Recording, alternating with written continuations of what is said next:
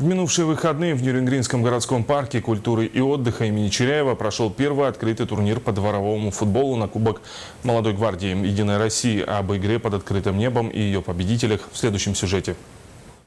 Дворовой футбол считается самым массовым видом спорта в нашей стране. Практически в каждом городе с различным уровнем организации существуют свои дворовые лиги. У них разные правила и регламент, разный уровень игры и различная система организации турниров. Но всех их объединяет любовь к нестандартному, общедоступному футболу, который и называется дворовым. В первом Нерюнгринском городском турнире приняли участие 13 любительских разновозрастных дворовых команд с общим количеством участников в 65 человек. Ребята просили очень давно такой турнир провести под открытым небом. Единственный критерий отбора был то, что это участие от 14 лет.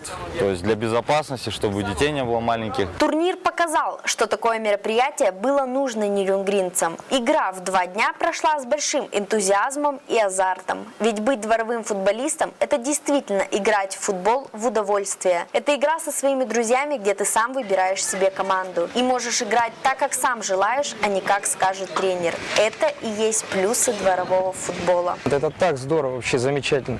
Я просто счастлив выставиться на такой турнир еще больше, чем когда играешь где-то на чемпионате России, еще где-то. Это вообще замечательно. Спасибо всем.